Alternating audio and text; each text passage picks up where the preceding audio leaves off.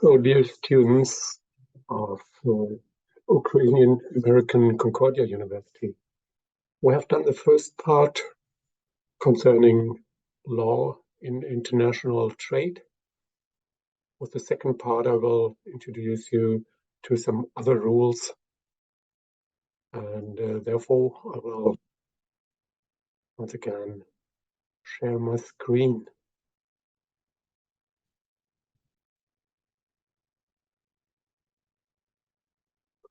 So I hope that is now the correct one. First of all, some aspects concerning the law. As I try to tell you, there are some general aspects of law, but every case is a real different case. So you can't know in advance what will be the best for your case.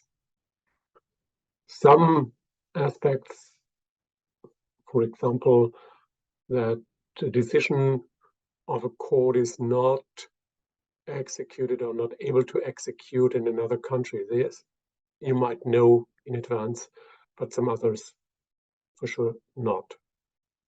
Then I gave you one example of a sales contract, and you should read only carefully and think about what would you accept, what not, and what you think is a good or a bad,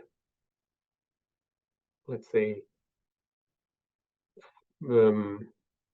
writing a bad or good clause in that sales contract. And I can really tell you that is a sales contract signed and concluded in that case, of a German company delivering goods to China. But now coming to another aspect.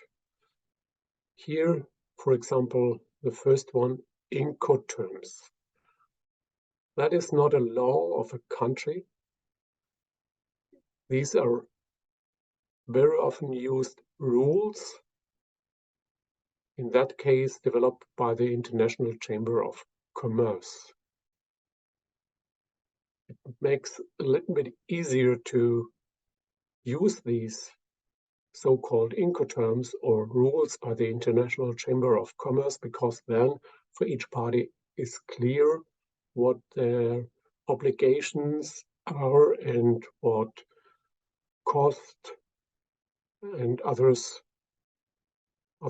things are to be concluded, usually in a sales contract. I will explain that further on. So these Incoterms, called international commercial terms, that's abbreviation, Incoterms, are developed since many years. Here I show you the case of the Incoterms 2010. The newest one, I will show you these later, are the Incoterms 2020. So it's not usual to amend these every 10 years. That's only done if the transportation mode and other things are developed in a different way, so you can't use these old Incoterms very good. It is possible to use these Incoterms 2010 also now. The only thing, these rules are a little bit different to the one published in 2020. The rules have developed because of some amendments in transportation. And you see here different abbreviations, for example, X works called XEXW or FCA for free carrier, and so on. I will show these in a more detailed way on the next slides.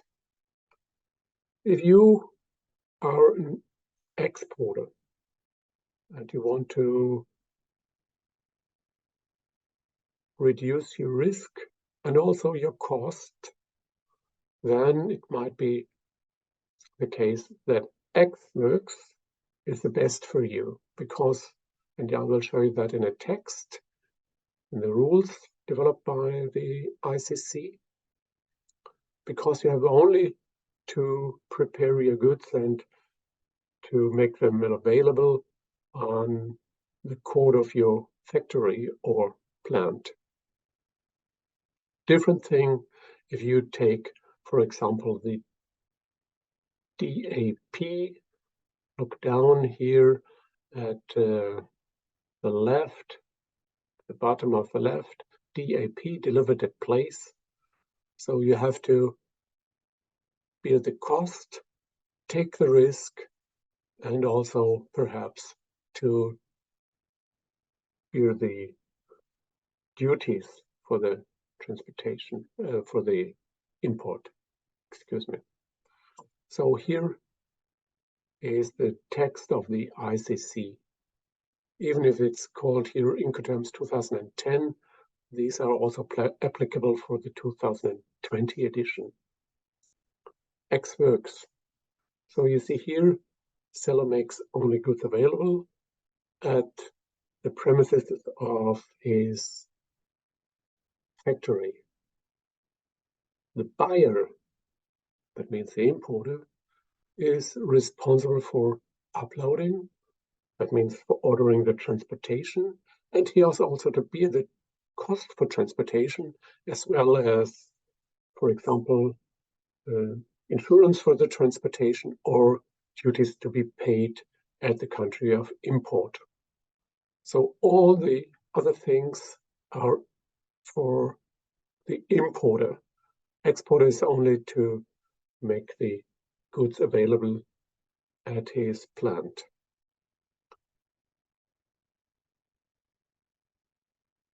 And if you look on the left, now you see first one was Group E. That's belonging to the abbreviation because E means X works. Now the Group F, all the abbreviations starting with the letter of F, FCA, FAS, and FOB. So if you look on what is very often used, then it is here the term FOB, or free on board. So here in that case, the exporter or seller of the goods have to bring the goods on board of a vessel, but the vessel has to be nominated by the buyer. So because the buyer has to order the transportation. Cost and risk are divided when the goods are actually on board of the vessel. And seller must clear the goods for export, but that does not mean to pay the duty for import. That is to be done by the importer.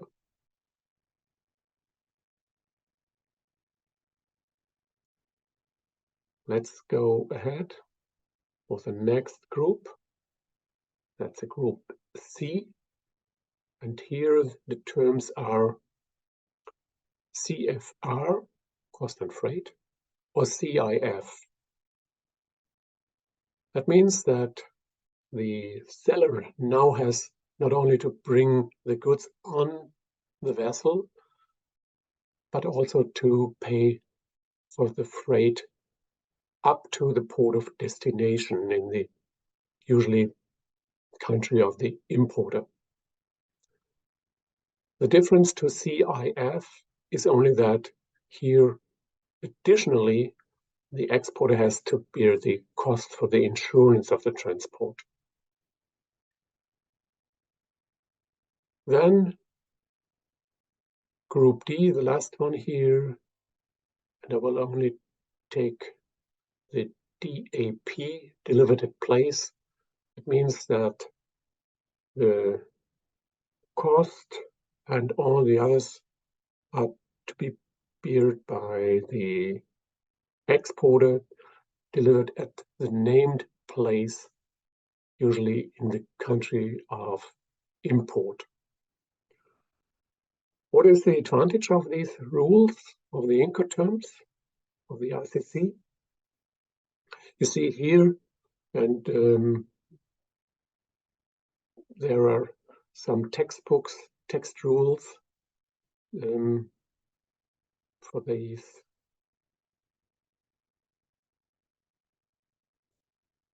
cost, obligations, and so on. Here is very clear what each party has to do. And that is the reason why very often these Incoterms are chosen.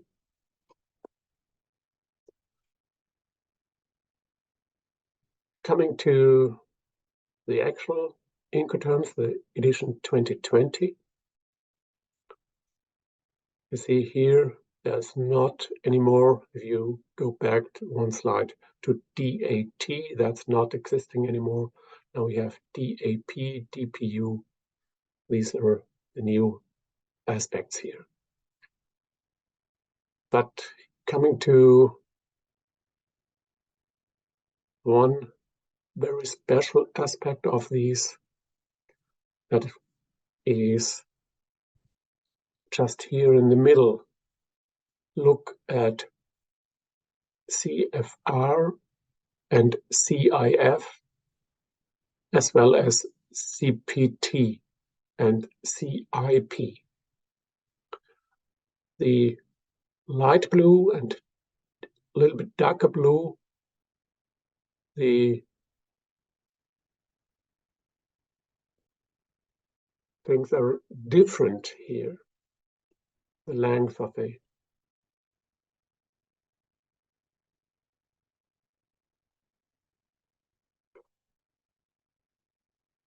So what does that mean?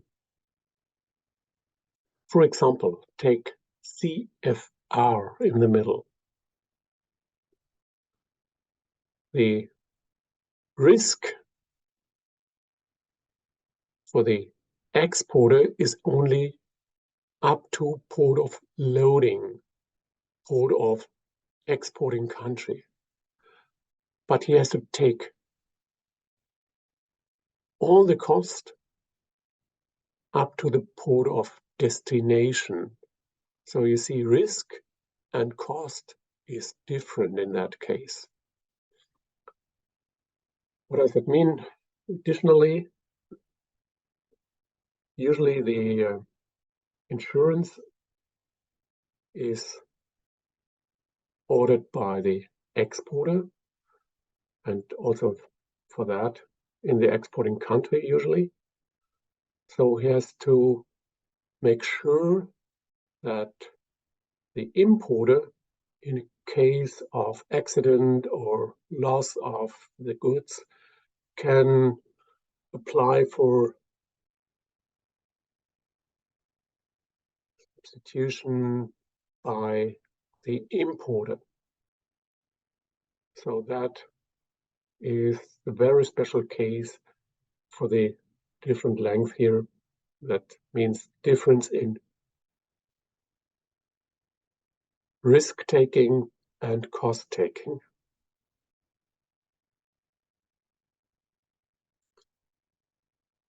And then there are some other applicable rules.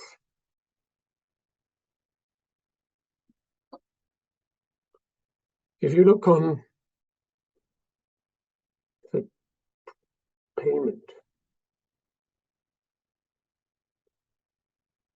what would be the best term of payment for the exporter? When should he receive the money at best?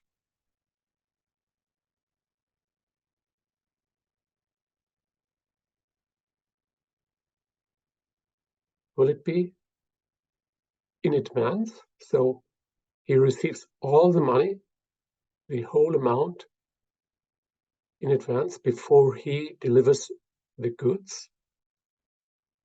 Yes, that's the case. But then the importer takes a risk that he does not know will the exporter fulfill his obligation and deliver the goods. What is the minimum of risk for the importer? He wants to have the goods in advance and then paying, after receiving the goods, he's paying the invoice. But the problem for the exporter, he does not know in advance if the importer will pay. So he takes all the risk.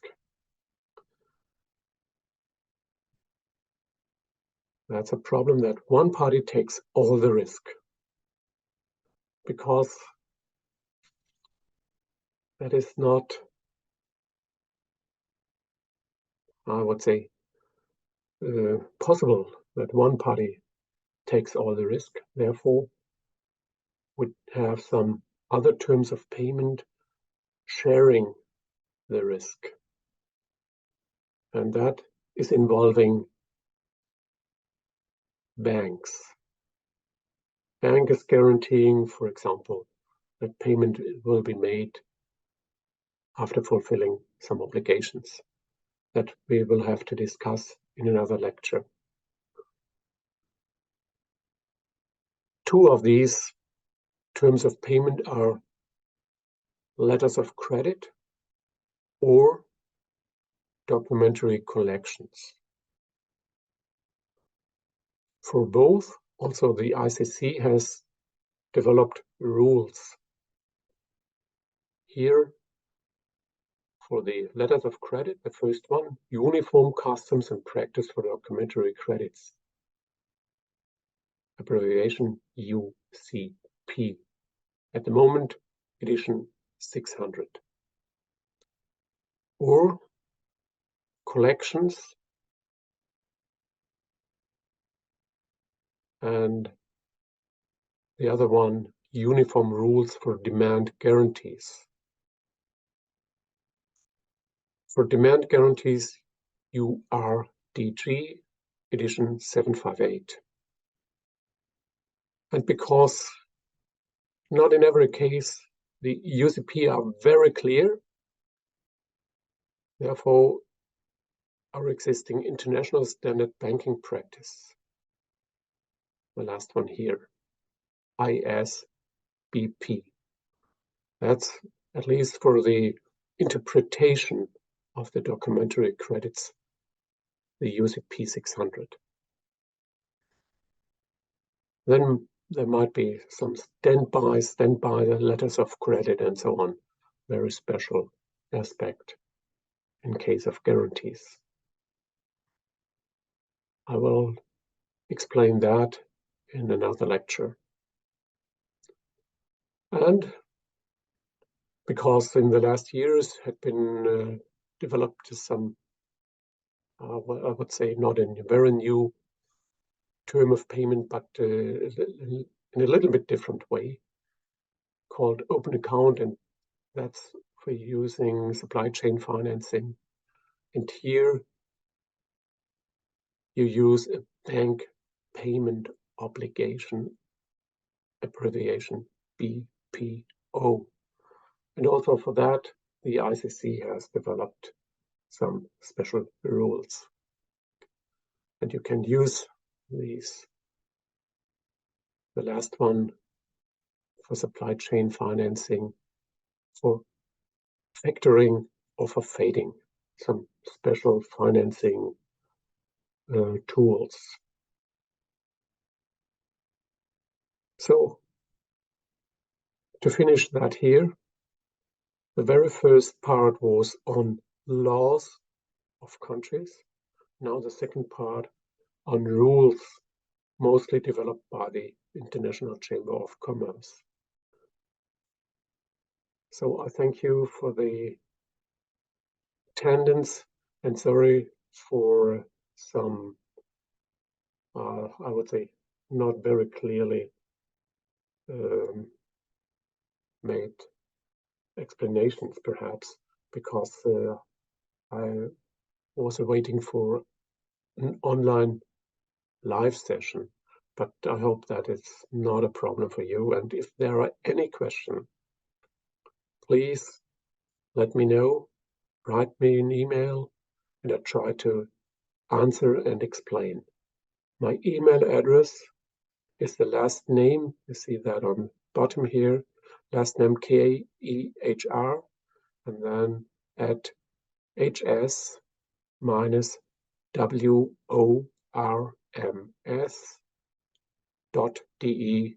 for worms. So many thanks again, and hope that I could make you a little bit familiar with some international aspects of trade. Thank you.